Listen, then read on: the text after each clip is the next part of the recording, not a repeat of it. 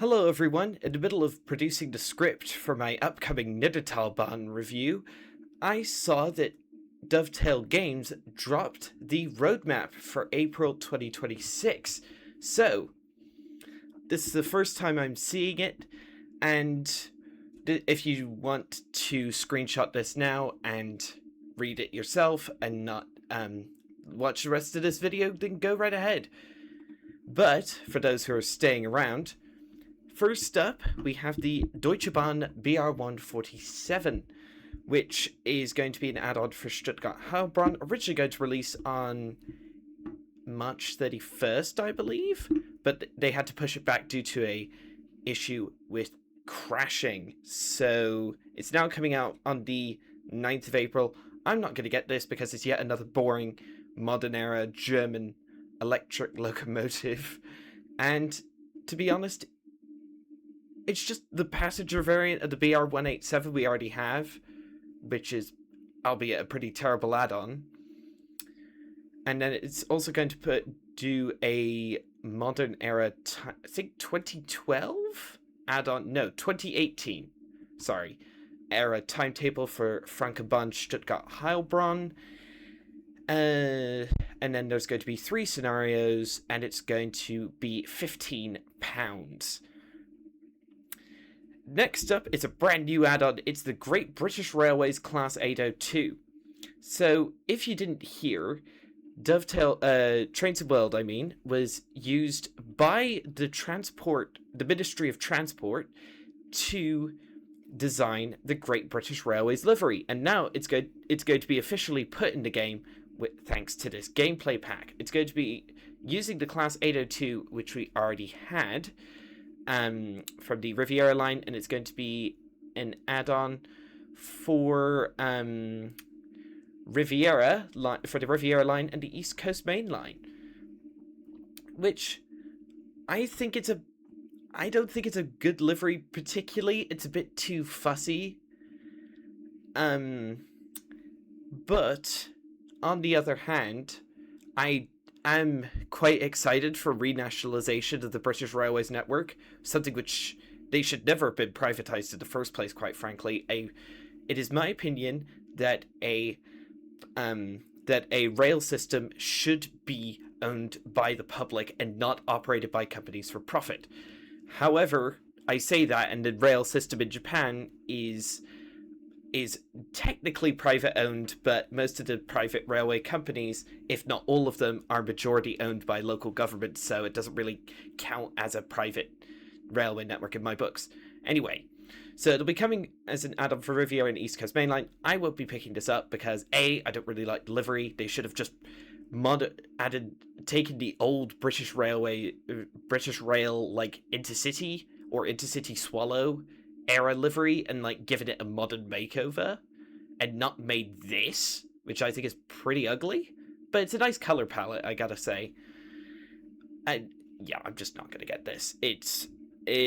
Since I already have the 802 and it's for, mind you, it's coming to the Riviera line, which is one of my favorite routes of the game, but again, I don't really drive the IETs. I'm more of an HST person. Anyway, next up is the BNSF Electromotive GP60M from High Iron Simulations. My opinion on High Iron has increased somewhat because they actually went back to the absolutely atrocious Santa Fe on Cajon Pass pack and actually fixed most, if not all, of the bugs with it. So, fair play to them. They should have done that from the start, but I digress. So, we're getting 2 different versions. We're getting the M, which is the main loco, and then the B, which is the unpowered locomotive that's often in the middle, and then there's 2 different liveries for the M version, as far as I believe. And the rolling stock, the locomotives, and full range of gameplay is largely complete and in the testing and refinement stage, so we probably should see this within the next few months. The GP60M will have both its as-built console control configuration -3 rebuilt configuration and a BNSF H2 and H4 liveries respectively. The B will have the H1 livery, The pack will include a 3-unit articulated spine intermodal car, an ex-Santa Fe GA series cement hopper in 3 different liveries, and a 3-bay ribbed side covered hopper in BNSF livery, and an 89-foot auto rack in BNSF livery, which is a pretty decent lineup. I'm not gonna lie, like, that's a pretty decent lineup. The timetable services for Cajon Pass will include intermodal manifest in unit train movements, as well as subdivision locals, road switchers, and turns. 4 scenarios included, as well as 4 bonus scenarios for San Bernardino. And the pack will also have a Union Pacific layer with drivable services on the BNSF Mine Line and Palmdale Cutoff. Nice! Drivable Union Pacific services.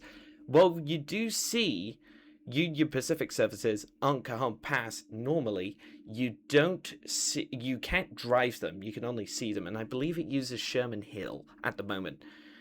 I think the only thing that will then be missing from this pack in terms of, well, missing from the timetable, will be like a Amtrak P42, which is also being worked on by the modder Spacey Cat. Haven't heard anything from that project in a while. Next up, it's the Southern Pacific Ore Lines Hayden branch, also by High Iron Sim. It's their first route in the game, and it's the first US freight route in the game since Cajon Pass, which is like well over 3 years old at this point. Equipment for the route will have Southern Pacific's Electromotive GP35, the C30-4 steel bay window, Magor-built ore hauling gondola with dumping capabilities. We always like dumping capabilities on the channel. 43-foot acid tank car, and Southern Pacific 56-foot anode flat car. Scenery, I must say, looks pretty decent. Well detailed from these initial shots. And it looks as though it has a decent draw distance as well. And I do like this little bridge here. Like, that's well detailed. They'll have timetable services and scenarios, promise the complete experience of operating this railroad, loading copper ore at the mine to road haul to unloading ore at the smelter to hauling outbound copper. Nice. Next up, oh yeah.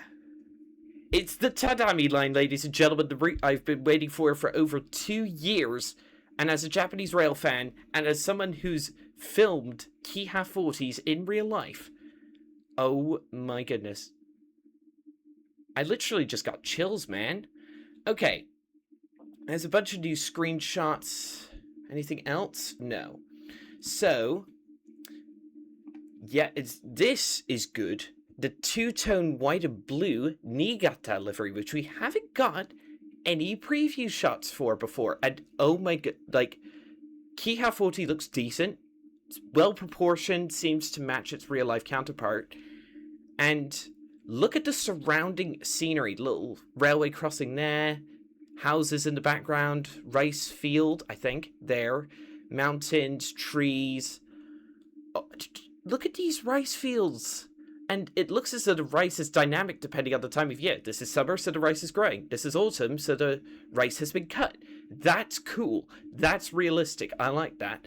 We also have the orange JR National Orange livery and the white and 2-tone green, which is the Tohoku region Kiha 40 livery. The orange version is my favorite. I know it's the most boring, but it's the one that I've seen in real life, so yeah.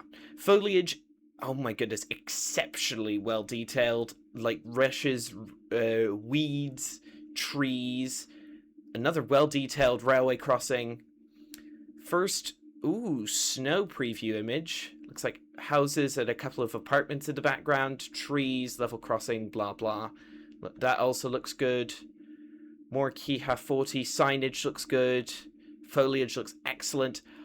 It's one of the cool bridges along the line. Looks very well detailed. Bridge is well modeled. Looks as though that's a custom tree asset.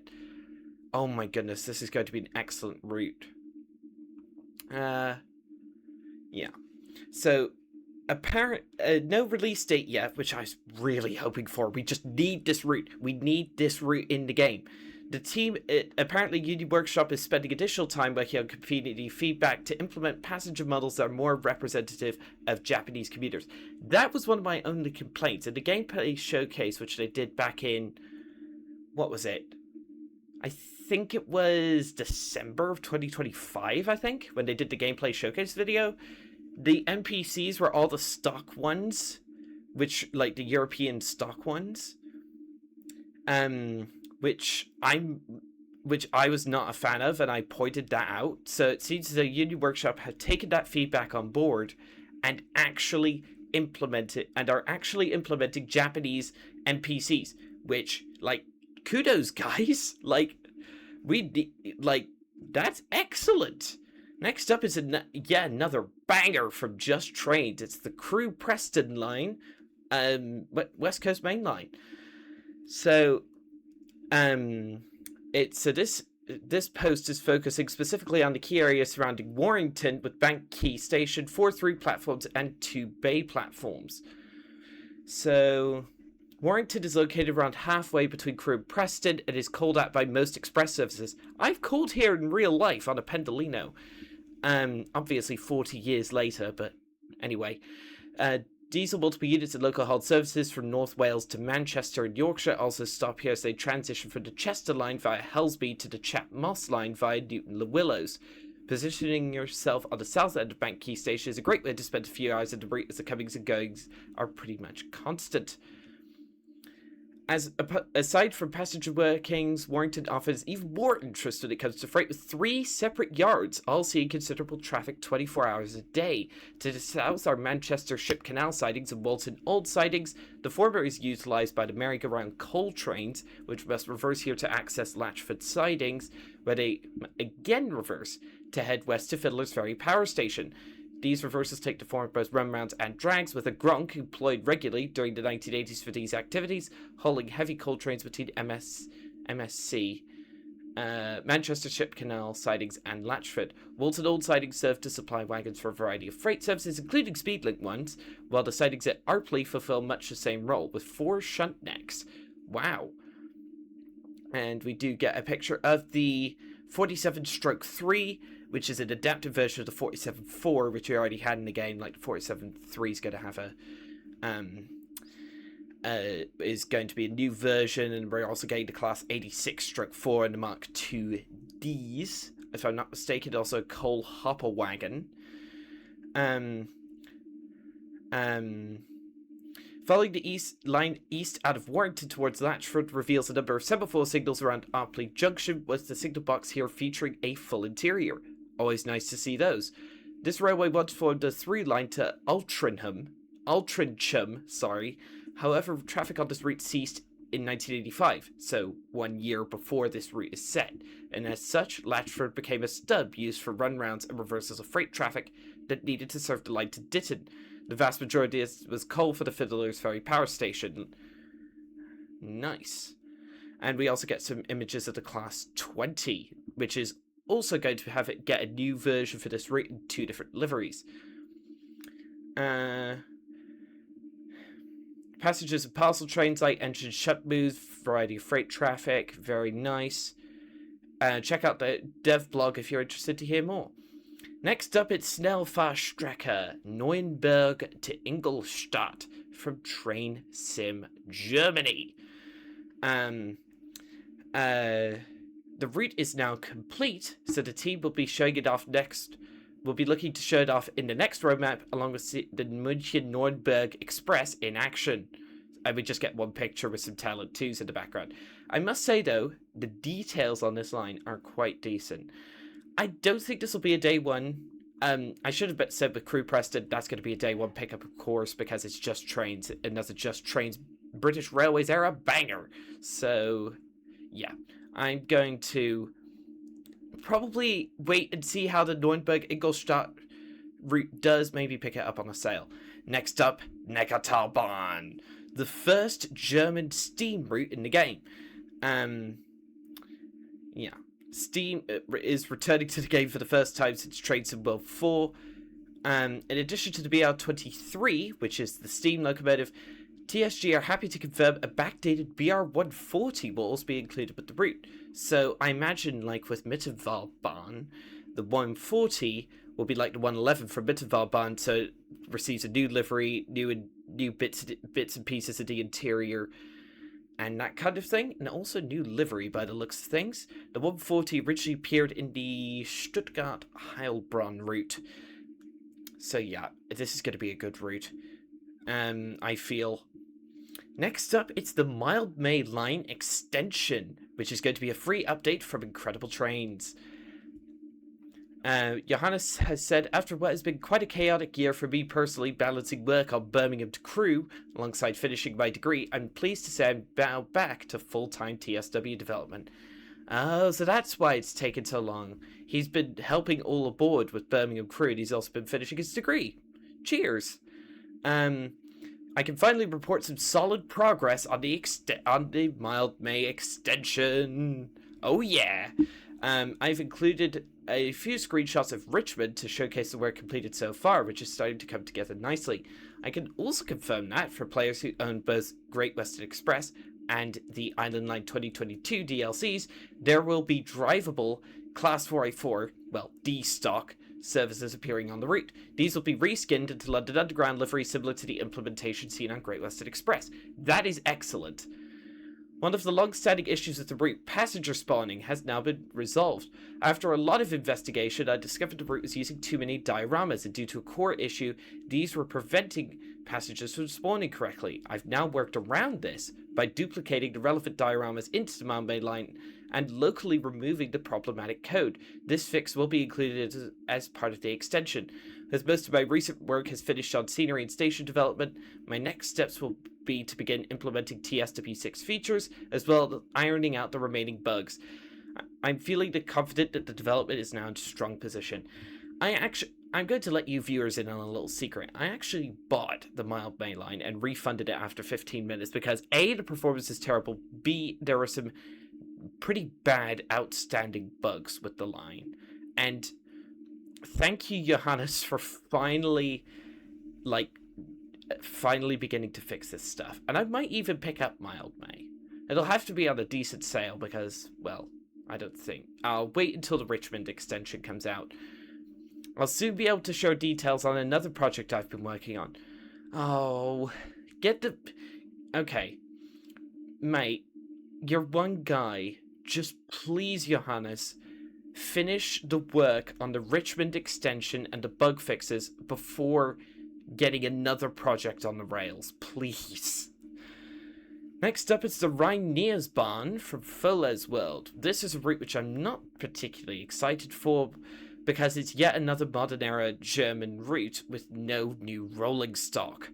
This particular one will go from Duisburg to München-Gladbach, so I presume it will recycle some scenery from the pretty mediocre, what is it? Not Rhein-Ruhr-Osten. It's the Duisburg to Bochum route, which I Hauptstrecke Rhein-Ruhr, that's the one. The team is now shifting to focus on the freight aspect, including industrial branch lines, as well as detailed yards and the freight bypass line between Rechiet and Viersen. The team is getting into the final stages of development, which includes gameplay and the timetable. The timetable itself is close to completion, but the team is still looking into creating scenarios. I don't think... Yeah, I'm not going to pick this one up. Quite frankly, it doesn't seem as though there's going to be any new rolling stock included. There's Duisburg, by the way, which seems to have gotten a bit of an update compared to Hauptstrecke Rhein-Ruhr. But yeah, I'm not going to pick this one up. No new rolling stock, another boring modern-era German route. And you're probably saying, wait a minute, why the Nürnberg-Ingolstadt route is basically in the same position? But then... at least I'll be able to use the Expert 101 with the München-Nürnberg Express coaches. Anyway, some add-ons are still in development. The BSF Snoop Nose SD40 from Adamovic Productions, Milton Keynes to Crew from All Aboard Studios, the Class 70 from All Aboard, Lisbon Setchubal from Virtua via 360, Carlisle to Whitehaven for Just Trains, and the BR420. The 420's been in development since 2021. Where is it? Anyway. So let's talk about key improvements and insights into the experience, blah blah. So add-on mounting.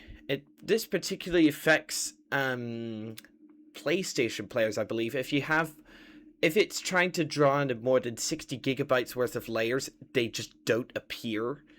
So they're trying to fix the issue. Add-on mounting. This is intended to release alongside the BR147.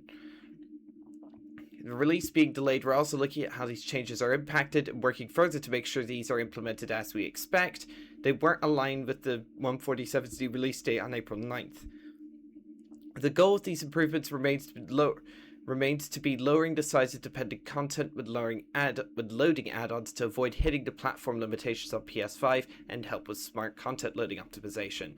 So there was an update with Stuttgart to Heilbronn that added a proper S-Bahn Stuttgart BR423 into the base route without needing to draw on the Frankfurt S-Bahn BR423 to try and help with add-on mounting on that particular route. Blurred textures. Looking at recent add-ons, we've had great positive results. While the team are continuing to work on improvements that help resolve issues that appear in existing routes, we've seen almost no reports on blurred textures across all the 5 releases in March, which is a really positive indicator that the optimization process we've implemented is helping prevent them from appearing. That is excellent. Because, texture blurring is really a bad issue on quite a few routes across on consoles across the game. So these updates are something we need to test individually for each DLC. So that's why it's taking so long. BR Class 90 feedback and post-release improvements. About time. The Class 90 is possibly one of the worst add-ons to ever release for the game. Alan Thompson did a awful job on it. The sounds are terrible. It's blurry everywhere, and it's awful. Quite frankly, I refer you to Train Sim Society's BR Class 90 review that he did, because oh my goodness, the 90 is just it's terrible. Anyway.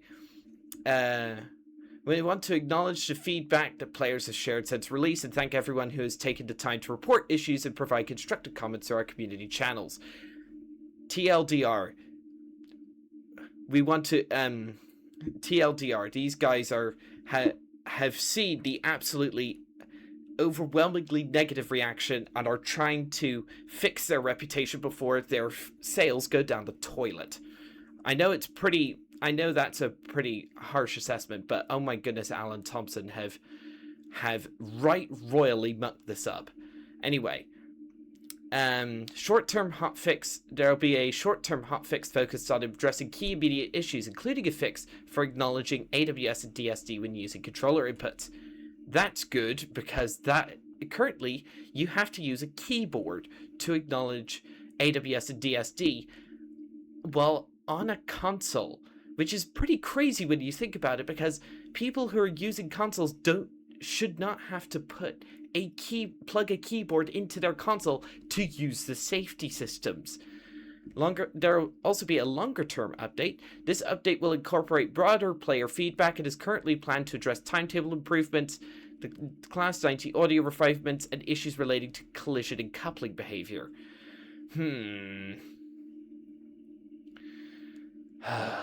Yeah. Given the complete just disaster that the 90 has been, this is the least that they can do to try to patch up their reputation, quite frankly. Anyway, next up, Medway Valley Line, PlayStation 5 audio improvements. So, one of the only bugs with the Medway Valley Line seems to have been that the Class 375 audio has been bugged on PlayStation. Some elements of the 375 seem to have been playing at a much lower volume than intended on the PlayStation. It wasn't missing entirely, but due to the low volume, it can appear as if the sounds aren't playing. For players on Steam, Epic, and Xbox, the audio is working as intended. The Firefly team has attempted a number of fixes since the launch, including a build we submitted to Sony, none of which have proven successful in addressing the problem. Due to the audio being present, diagnosing the issue is taking longer to fully understand and rectify, particularly given other platforms are working as intended, but they are working closely with their audio technician, who's Itya165. Yeah, the guy who does a bunch of sound mods on the PC for British stuff, with the support of the team, include to help find a solution as soon as possible. Can't commit to an ETA for the improvement, but yeah, given the absolutely excellent work that's been done on Medway Valley, and this has been like one of the only major bugs that's happened with the route, I'm confident that they can they can find and resolve the issue. So I know, so I hope that it's only a matter of time before that happens. So yeah, there's a patch, also a patch release for Stuttgart Heilbronn. Find full changelog there. Blah blah. There's also an April 2026 Mastery Challenge.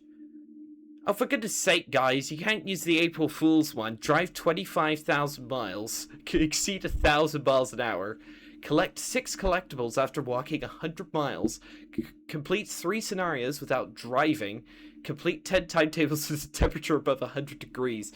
That was the one we posted for our yearly April Fool's Mastery Challenge. We've done away with these ones and gone for some. They're slightly less challenging. They almost got me with that one. So yeah, that's the one that you have to do for the April Mastery. There's also a Southeastern Relay Race live stream. May have seen a group of content creators got together. I wasn't invited, which I'm somewhat annoyed about, but it is what it is. So yeah. It was Flying Southerner, British Ace, Casual Rail, Tiger Ways, whoever this guy is, I can't remember the name of, Train Simulator Drive, Rex Tactics, and Rishi Rail. Yeah. I probably would have been invited if I wasn't so critical of the ambassadors, but it is what it is. You can watch it over on YouTube. There's a new rail shots competition in the Discord and the forums. Thomas and friends wanted to slow door, blah blah. There's also a roadmap live stream. Join the Discord, blah blah blah blah. So that's it for the roadmap. Of course, the one that I'm most looking forward to is the Tadami line, which is looking absolutely bloody excellent. Like, oh my goodness, this is looking absolutely awesome. Well worth the 2 years. Just give it to us, please. YouTube Workshop, if you're watching, like, please give it to us. But yeah, that'll be all for this video. Please let me know what you're most excited for down in that comment section, and I'll see you on the next one. Goodbye.